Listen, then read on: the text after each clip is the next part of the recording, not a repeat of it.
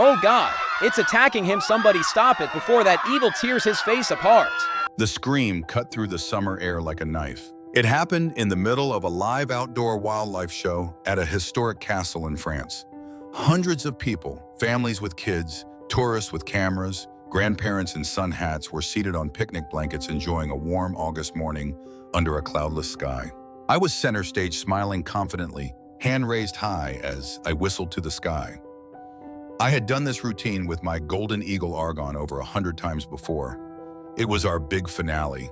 He'd soar across the blue above us, make a grand spiral, then land perfectly on my gloved arm. But that day, something changed. Instead of gently gliding to me, Argon twisted midair. His wings stiffened, his talons locked forward, his golden feathers cut through the sky like a missile. And before I could even flinch, he drove his beak straight into my left eye. There was a sickening crunch like a twig snapping underfoot. Pain, pure blinding electric pain. I dropped to the ground, screaming, blood pouring down my face. I remember the muffled screams of the audience, the gasps, someone yelling for a medic. Children cried. My wife rushed onto the field as I curled into myself, one hand clutched over what used to be my eye. I couldn't see. I couldn't breathe. And worst of all, I couldn't understand. Why had he done it? Before I tell you how I ended up on that blood-soaked lawn with a crushed eye socket and 60 stitches running down my face, let me take you back. Back to when I believed love was stronger than instinct. Hey there, before we dive deeper into this unbelievable story, take a second to hit that subscribe button. Here on Animal Story, we bring you the most powerful real-life tales where animals and humans collide, sometimes in awe-inspiring ways, and sometimes in ways that change lives forever. Subscribe and join our growing community of animal lovers, truth seekers, and storytellers. New jaw-dropping stories every week. So how did I, Jean-Baptiste Morel, a seasoned falconer with over 20 years of experience, end up being blinded by the very bird I raised from a chick? It started like most tragedies with love. You see, Argon wasn't just another bird in a training program. He was special. A golden eagle abandoned as a hatchling, rescued from the foothills of the Alps, weak and barely alive. I hand-fed him, nursed him through the roughest winters, and taught him everything from flight to hunting precision. To me, he wasn't an animal, he was family. We toured across Europe, Germany, Switzerland, the French countryside. People clapped. Kids asked to take pictures. Argon was a star. We even went viral once somebody posted a video of him landing on my shoulder in slow motion. Over 2 million views. It felt like magic. I trusted him completely. And he trusted me. Or at least I thought he did. People often asked, "Aren't you ever afraid he might attack?" And I'd always laugh, pat his chest and say, "He wouldn't hurt me. We've been through too much together." Looking back, I realize now how dangerously naive that was. That sunny August morning in 2017 was supposed to be just another day. Another performance. Another wow moment for the crowd. My daughter was in the audience. My wife had her phone ready to record. But when Argon's flight pattern shifted, when he came straight for me with that terrifying silence, I knew something was wrong. Maybe it was a loudspeaker popping. Maybe a child pointed something shiny that spooked him. Maybe he just had a moment where instinct overrode everything I thought we'd built. Whatever it was, in less than 4 seconds, the bond I thought we had was shattered. And so was the left side of my face. What followed changed my life forever. And if you've ever loved an animal, really loved them, like they were your blood, you'll want to hear what came next. Because I'm not here to blame, I'm here to reveal. What happens when nature reminds you in the most violent way possible that love doesn't erase instinct? Let me tell you what it's like to live with one eye, and the memory of the eagle who took the other. Before the blood and the screams, before the helicopter ride and the hospital lights, I was just a man with a glove, a whistle, and a dream. My name is Jean-Baptiste Morel. I know sounds like a fancy wine, right? But where I come from, it just means John the Baptist. I grew up in the French countryside, but I could have just as easily been a ranch kid from Texas. I preferred trees to TV, dirt to desks. I was one of those quiet boys who spent more time watching birds than people. By the time I turned 18, I knew what I wanted to do, not just study birds, but work with them, hunt with them, understand them. Falcons, hawks, owls, and eventually, eagles. To me, birds of prey weren't just wild animals, they were ancient warriors in feathered armor. Proud, private, free. I spent years training in falconry, first with mentors, then on my own. It's not a career you fall into, it's a life you commit to. I met Argon when I was 39. He was just a baby then, a golden eagle no bigger than a loaf of bread left behind by his parents after a storm hit the cliffside where his nest was. Someone found him barely breathing and called me. He couldn't even stand up. I wrapped him in a towel, brought him home, and for the next 6 weeks, I became his whole world. It's hard to explain what that kind of bond feels like to someone who's never raised a wild animal. Argon wasn't a pet. I didn't keep him in a cage in the living room or feed him dog treats. He had his own perch, his own space. But I spent hours with him every day, feeding him, watching his wings develop, teaching him to trust my glove. When he looked at me with those eyes, sharp, golden, unreadable, I felt something I didn't expect: belonging. I had lost my dad 2 years before, a heart attack. No warning, no goodbyes. And ever since, there'd been this hole inside me. Not depression, not sadness, exactly, just this silence, like a door left open in the middle of winter. Argon closed that door. He gave me focus again, purpose, a reason to wake up early and keep moving forward. By the time he turned 2, Argon was fully grown, nearly 8 pounds of solid muscle, a wingspan over 6 feet, and talons that could crush bone. But to me, he was still the clumsy little chick I'd saved. We started performing together at festivals and nature parks, sometimes medieval fairs, other times educational shows for schools. And people loved us. They'd come up after, ask for photos, and tell me how beautiful he was. Some would even cry, seeing him up close. "He looks like he's part of your soul," one woman told me after a show in Bordeaux. And in a way, he was. Of course, not everyone understood. A few trainers, older guys mostly, warned me. "You're getting too close, Jean. That's not a dog. That's a predator. One day he'll remind you what he really is." I brushed it off. I'd watched Argon land on my arm 100 times without flinching. He followed my voice like a compass. He'd never shown aggression, not toward me, not toward anyone. He'd sit by my side after shows, let kids walk up for pictures, eat from my hand. We had a rhythm, a trust. I believed in him. More than that, I believed I'd earned his loyalty. I thought I had somehow rewritten nature's script, that if you raised something wild with love, it would never turn on you. Looking back now, that was my greatest mistake. Because love can be powerful, but it can also be blinding. You don't always see the cracks when you're staring straight into something you cherish. And when those cracks finally split open, it's already too late. What happened next would tear through more than just skin and bone. It would rip right through the fantasy I had built and leave me facing a truth I never wanted to admit. Argon wasn't just trained, he was tuned to me. By the time he was 3, our connection had reached a point that felt almost psychic. I could lift my arm without a word, and he'd take flight. I'd make a soft whistle, and he'd land with precision, his powerful talons wrapping gently around my leather glove, like we'd rehearsed it in another lifetime. People would ask me, "How do you get him to do that?" And I'd smile, half joking but half serious. "We're soulmates. I raised him like a son." That's the thing about working with wild animals. You want to believe the love you give them changes something inside them, that it chips away at the wild just enough to make space for trust. And Argon did seem different. He wasn't like the others. He was calm in crowds. He'd pose proudly during shows as people snapped photos. He didn't flinch at loud music or clapping or the occasional barking dog. When we traveled, he perched beside me in custom cages, never restless, never aggressive. He ate only from my hand, and I never once used force or punishment with him. He was steady, controlled, majestic. By the 4th year, we were booked every weekend. Weddings, festivals, wildlife parks. One time, we were invited to perform at a historical reenactment in Normandy. They had knights on horseback, medieval music, and we closed the show with Argon soaring across a torchlit field as the crowd gasped. A moment straight out of a movie. He became the eagle with the man in the red glove. That was my signature deep crimson leather, custom made.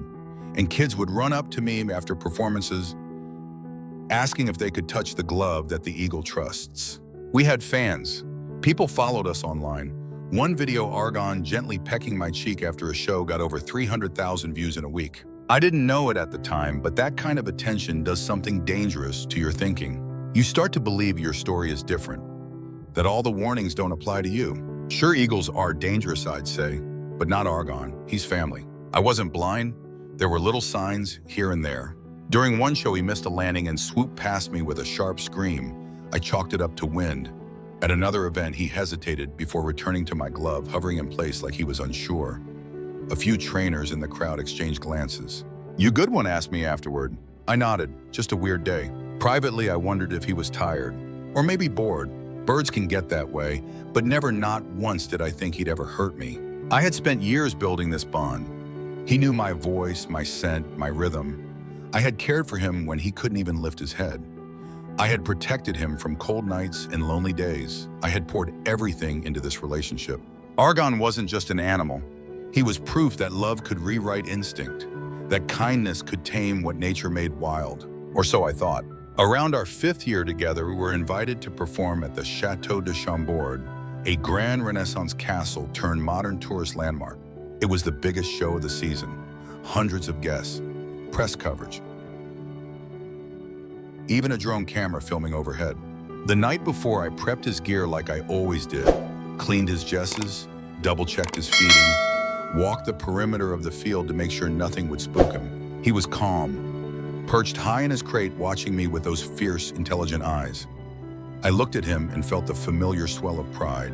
I remember whispering, "Big crowd tomorrow, my friend. Let's show them who we are." I didn't know that would be the last time he looked at me that way. Not with trust, not with recognition, but with restraint. What I didn't realize was that Argon was changing. Not all at once, but slowly, subtly.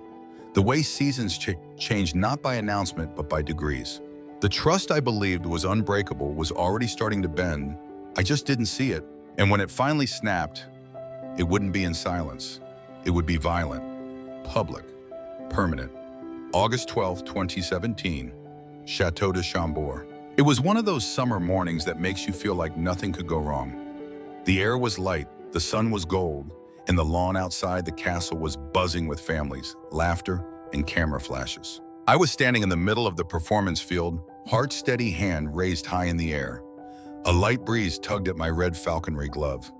I could hear the sound of my daughter giggling somewhere in the front row. My wife had her phone out recording. I gave the signal, 3 short whistles. And from the far end of the sky, Argon came into view. He was stunning, golden feathers glinting in the sunlight, wings fully outstretched, cutting across the blue like a living blade. The audience gasped. Some clapped. A child pointed upward in wonder. It was the moment we had rehearsed 100 times. Except something was off. He wasn't descending in the usual wide spiral. His wings were tucked tighter. His speed was higher. He was coming in fast, too fast. I stepped back instinctively, just 1 foot. And that's when everything went sideways. There was no warning, no time to react. In a single heartbeat, Argon shot downward like a missile. His cry, shrill and raw, ripped through the crowd. I barely had time to turn my head before I felt his talons scrape across my cheek and his beak plunge straight into my left eye. The pain was immediate, a blinding white-hot explosion of agony. I didn't scream, I roared. The sound that came out of me didn't feel human. I dropped to the ground, clutching my face. Blood poured through my fingers. I could hear people yelling. Someone was crying, and Argon didn't fly away. He hovered above me for a moment, then landed just a few feet from my body.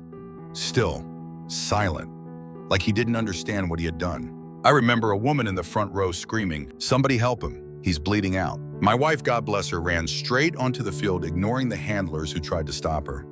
She dropped to her knees beside me, using her scarf to hold pressure over my face. I couldn't see her. I couldn't see anything. Just red. Just pain. The emergency team arrived 6 minutes later. I was airlifted out by helicopter. They strapped me down, and I remember gripping my wife's hand so tight I nearly broke her fingers. I kept asking, "Am I blind? Am I blind?" She didn't answer, just kissed my forehead and said, "You're alive." At the hospital and tour, I went through the first of 3 surgeries. The doctors did everything they could. But 3 days later, they sat me down and told me what I already knew in my gut. The left eye is gone. It was completely destroyed. There's no way to save it. The silence after that sentence felt heavier than any noise I'd ever heard. I didn't cry? Not then. I'd already done my crying somewhere between the field and the operating room. What I felt now was loss, not just of sight, but of something deeper. Argon, the eagle I raised, loved, trusted, had turned on me in front of 300 people, in front of my daughter. The media called it a tragic freak accident. Falconry groups online debated what went wrong. Was it the weather, a noise, a sudden flash of light? Some said I was reckless. Others defended me. But none of them knew what it felt like to be attacked, not by a stranger, but by someone you thought knew your heart. They didn't euthanize Argon. I made that decision. Instead, he was transferred to a wildlife sanctuary where he could live without shows, crowds, or handlers. He would never perform again. And neither would I. I came home with one eye and 60 stitches carved across my face. But I also came home with a question that I still can't answer. How do you grieve a betrayal that wasn't personal, just primal? People ask me now, do you hate him? They mean Argon, of course. The eagle who took my eye in front of 300 people, in front of my daughter, in front of a camera that captured everything in crystal clarity. My answer, no. I don't hate him, but I also don't look at the world the same way anymore. After the surgeries, after the media frenzy cooled off, after the bandages came off, I went home. Not just physically, but emotionally. I shut down, I avoided mirrors, I avoided people, and I especially avoided questions. You see, trauma isn't just the moment something terrible happens. It's the quiet that follows, the awkward looks, the pity, the way people can't meet your eyes because one of them is made of glass. I used to be proud of what I did. I wore my glove like a badge of honor. I had posters of Argon on my wall, photos from our shows, thank you notes from kids who said meeting him was the highlight of their summer. Now those things are in a box in the attic. Argon is still alive. He lives in a wildlife sanctuary in southern France. I've never gone to visit him, and I don't think I ever will. Not because I'm angry, not because I'm scared, but because seeing him again would open a door I've worked hard to keep shut. He's not a monster, he's not a villain, he's an eagle. And that's the part I kept forgetting. I wanted to believe that love could override instinct, that training time and tenderness could change something wild into something loyal. And for a while, it seemed like it did, until it didn't. People love to say he snapped out of nowhere. But looking back, there were signs, small ones, subtle shifts in his behavior, flickers of something ancient behind those golden eyes. A hesitation here, a tight grip there. I ignored them all. Because when you build your life around a belief, the idea that connection can conquer nature, you don't want to see the cracks. But cracks don't disappear. They widen, and eventually, they break. I still believe animals are capable of love. I still believe in connection. But I no longer believe that love erases instinct. Instinct doesn't care how many years you've spent together. It doesn't care how many times you fed it, protected it, or swore it was different.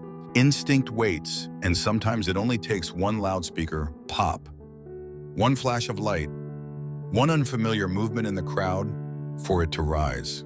And when it does, love won't stop it. It never could. I tell this story not for sympathy, but as a warning. To the zookeepers, the falconers, the exotic pet owners, the wildlife YouTubers, to the families who raise wild animals like children, to anyone who dares to love something untamed like it's tame. Be careful. Not cruel, not distant, just careful. Because no matter how much you love them, they are not ours. They are wild, and they remember. These days I work with birds again, but only in observation. I teach falconry theory at a local conservatory. I use a laser pointer instead of a glove. And when students ask about my scar, I tell them the truth. I say it's not a horror story, it's a reminder. Because some lessons, you only learn when you lose something you thought you'd never have to live without. And now I ask you, do you think love is enough to change something wild? If it were you, would you have stepped into that arena with full trust? Can we really humanize nature without being humbled by it? Let me know your thoughts in the comments. I read every one. And if this story made you feel something, share it. Someone out there might need the reminder. Thank you for watching. Stay safe, stay aware, and remember, even love must respect instinct.